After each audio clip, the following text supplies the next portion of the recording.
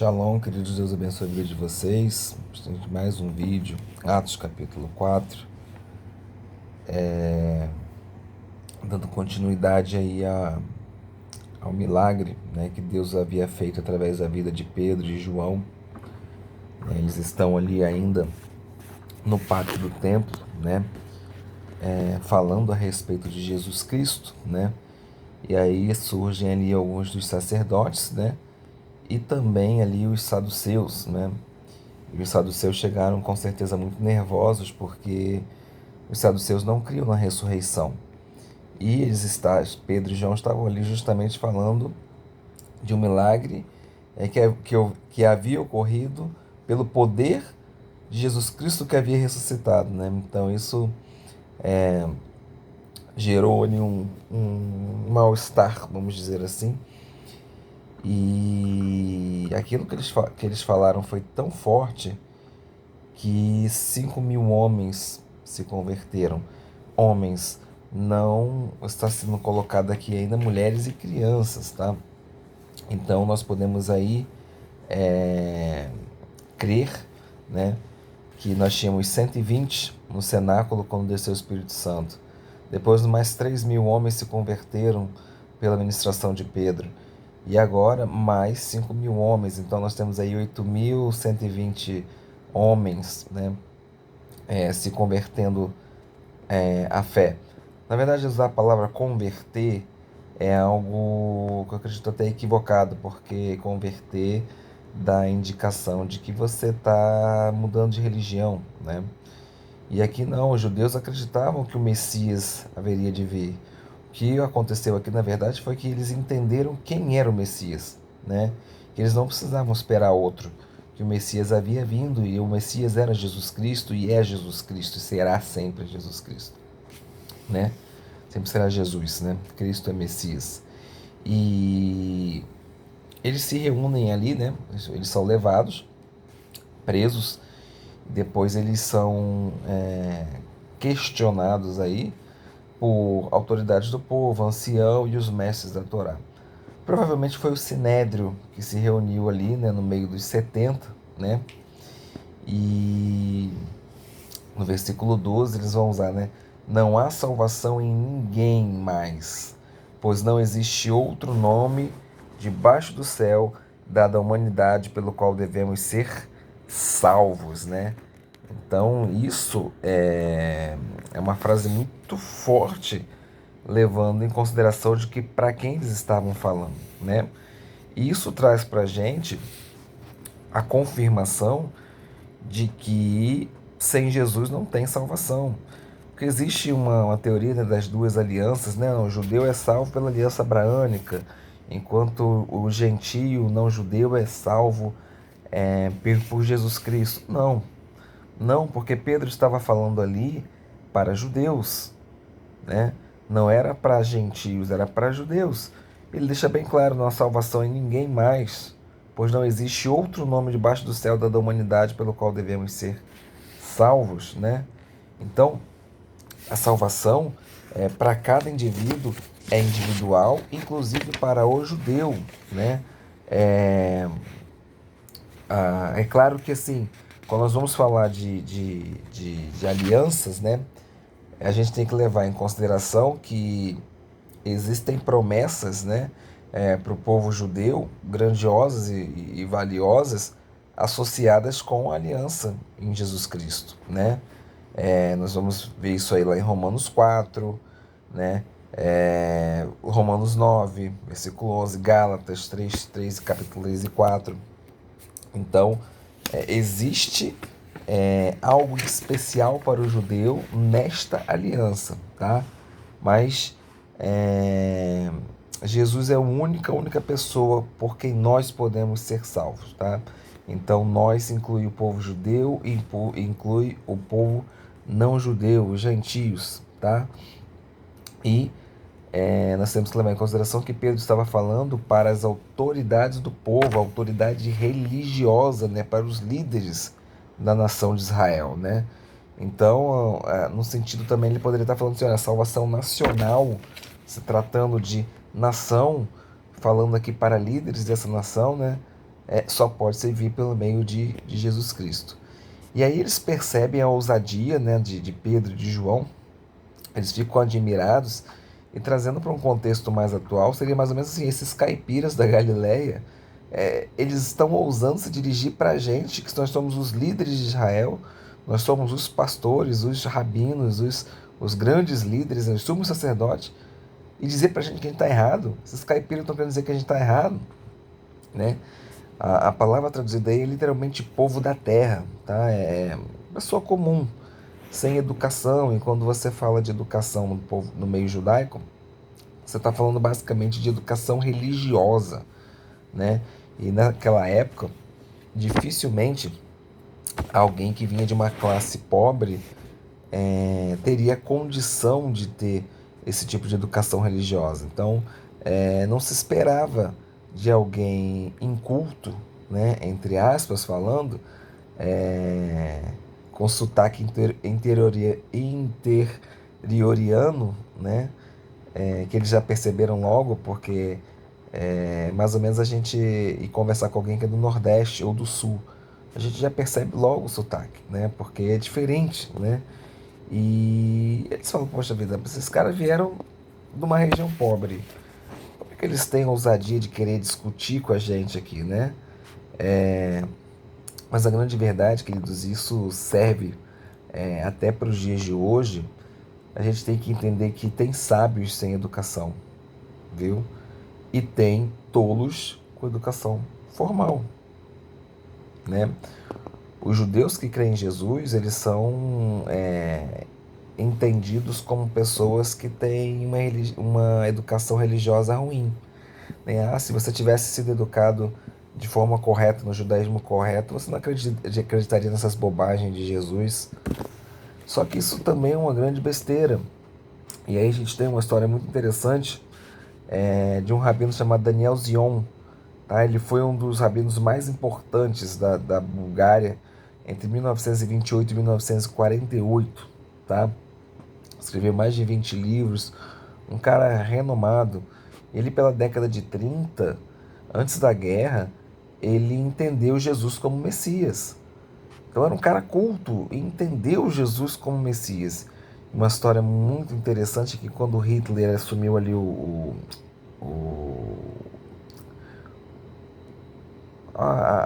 não é o trono que seria a palavra ali, se tornou Führer, né? Ele quis deportar judeus da Bulgária, tá? E Daniel Zion foi até o rei da Bulgária, né?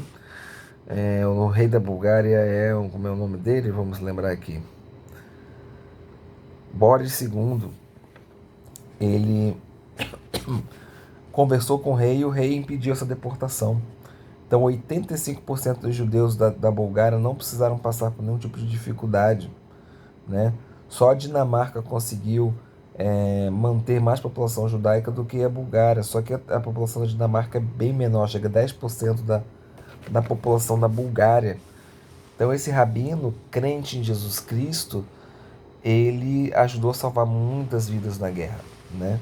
E não era um cara inculto só pelo fato de acreditar em Jesus, como às vezes os judeus ortodoxos falam, tá? Ele morreu com 96 anos, tá? E ele fazia a ação religiosa na sinagoga normal pela manhã e à tarde ele ensinava o Novo Testamento na casa dele, tá? Muito respeitado e não negou Jesus Cristo, tá? Muitos nomes importantes do judaísmo conheceram Jesus, né? Bom, aí nós perguntamos, mas nós temos um relato daquilo que aconteceu lá dentro entre os membros do Sinédrio e Pedro e João. E como é que Lucas, que está escrevendo esse livro, sabe? Mas nós temos que conjecturar duas possibilidades, né? José de Arimateia e Nicodemos, né? Que eram crentes em Jesus Cristo, faziam parte do Sinédrio, e Lucas, nas suas pesquisas, poderia muito bem ter pesquisado junto a eles, né? Perguntado, questionado a eles e ter pego o relato deles. Como também o próprio Pedro e o próprio João podem também ter relatado. Ou outros membros do Sinédrio também podem ter abraçado a fé aí posteriormente, tá? E aí uma frase que eu gosto muito e que para mim hoje fez uma grande diferença no meu dia, nas coisas que aconteceram, né?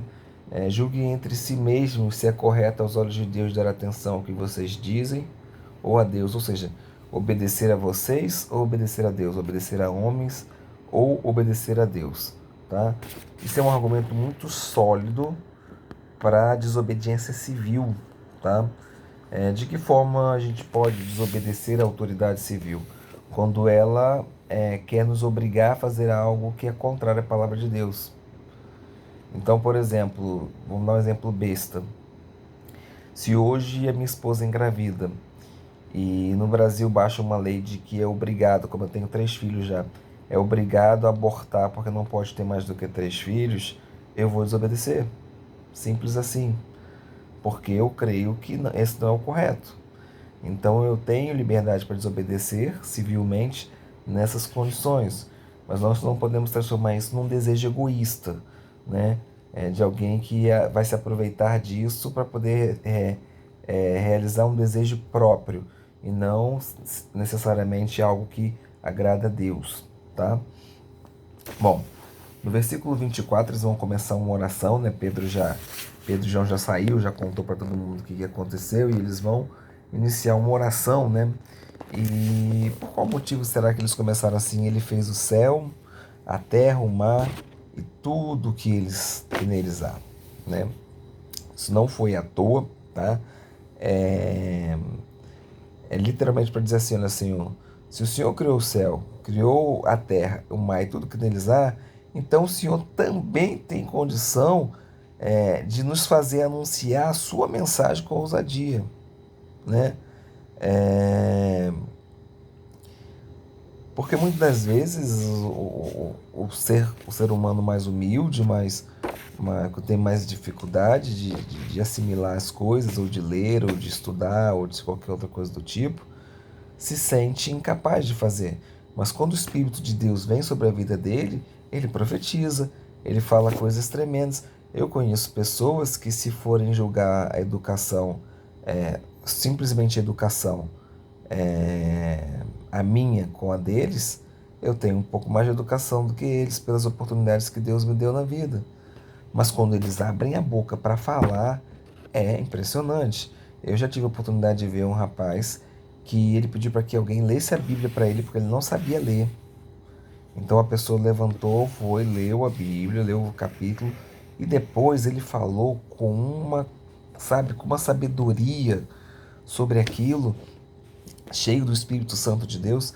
Então, o fato da gente estudar, ler e tentar se aprimorar não nos torna melhor do que ninguém, porque o que a gente precisa para falar verdadeiramente da palavra de Deus é ter a presença do Espírito Santo. Senão, simplesmente eu me torno um professor, um acadêmico que fala de determinado assunto, mas não vive aquele assunto, não tem experiência com aquele assunto, né? No Siddur, que é o livro de oração judaico, existe uma oração pela manhã, né? Que a gente pede a Deus para que reagrupe o povo judeu que está pelos 4 cantos do mundo. E isso só é possível mediante o poder de Deus. Então começa também nessa situação. Ele fez o céu, a terra, o mar e tudo que neles há, né? Para deixar bem claro, se o Senhor conseguiu fazer tudo isso, se tudo pertence ao Senhor, então o Senhor também nos ajudará com isso, se for a sua vontade, obviamente. Bom, versículo 26, 25 e 26, né? O Salmo 2, versículo 1 e 2, vai ser citado na versão da Septuaginta, tá?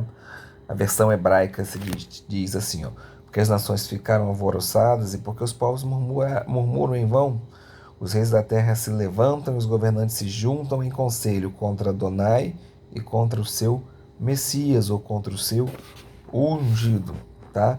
Agora, lembrando que toda a mensagem, toda vez que um versículo é citado na Bíblia, você tem que entender o contexto todo. Não é só aquele versículo, ele citou Isaías 53, 2. Não, ele tá, todo o entendimento daquele capítulo é baseado em todo o capítulo 53 de Isaías. Ele citou o versículo 2, mas ele está colocando todo o capítulo. Então, aqui no caso, é o Salmo 2. Então, você tem que compreender todo o Salmo 2 para entender o que está sendo falado aqui, né? E o que o Salmo 2 basicamente fala, né, que Deus vai vindicar aí o seu Messias, né? E aqueles que proclamam a sua mensagem, tá? E a oração deles é respondida imediatamente, o chão treme, né? O chão vai tremer, né? E aí eles fazem logo uma conexão entre Herodes, Pôncio Pilatos, né? Os próprios góis, os próprios não-judeus, no sentido aí de nações, né? É, todos aqueles que estavam contra o Messias, né? E aí todos vão ficar cheios do Espírito Santo, né? Alguns já tinham ficado cheios lá no capítulo 2, agora novos estão ficando cheios do Espírito Santo. Mas a gente sabe que o livro de Efésios, a carta de Efésios, capítulo 5, versículo 18, né, nos instrui aí a sempre estar cheio, a sempre procurar continuamente estar cheio do Espírito Santo de Deus, tá? E aí eles começaram mais uma vez a anunciar com ousadia a palavra de Deus, tá? Você quer um sinal da presença do Espírito Santo? O sinal da presença do Espírito Santo é esse, né? Você está cheio do Espírito Santo, você prega a mensagem com ousadia. E esse também é o propósito de você estar cheio do Espírito Santo, né? Então, qual é o propósito de estar cheio do Espírito Santo? É pregar a palavra de Deus. Quando você começa a pregar a palavra de Deus com ousadia, você está cheio do Espírito Santo. Amém? Então, esse é um sinal. Claro que o coração da gente é que vai dizer. Você está pregando a palavra de Deus com ousadia para a honra e glória do Senhor ou para que você apareça, né? Então tem que ter cuidado aí com essas coisas, né? E o versículo 33 diz que eles eram tidos em alta conta. As pessoas respeitavam a igreja era respeitada porque, né, a igreja no sentido aí da reunião, né, da assembleia, eles se reuniam no templo, né? Mas eles eram bem vistos, né? Porque tinham conduta adequada, porque faziam de forma adequada, porque cuidavam uns dos outros, porque repartiam uns com os outros, né? E aí nesse meio dessa repartição de bens, nós vamos conhecer Yosef ou José, né? Que vai ser chamado de Barnabá, né? Bar em hebraico é filho, né? Nabá vem da raiz Navi, né? Que é profeta. Então é como se fosse filho do profeta, né? Porque o profeta é aquele que aconselha, é aquele que consola, é aquele que exorta e é aquele que encoraja, né? Então Barnabá é filho do encorajamento, ou filho da exortação, né? Ou filho do consolo, ou filho do conselho, né? Isso significa Barnabá ou Barnabé, que é a nossa tradução no português. Amém? Queridos, muito bom falar da palavra de Deus. Espero que tenha sido útil para você que está assistindo. Como nós gravamos para a internet, eu nunca sei. Pode ser que esse vídeo esteja sendo assistido. Estamos gravando em 22. Pode ser que agora em 2030 você esteja assistindo esse vídeo. Mas se foi útil para você, eu louvo a Deus e espero que Deus abençoe sua vida. Shalom.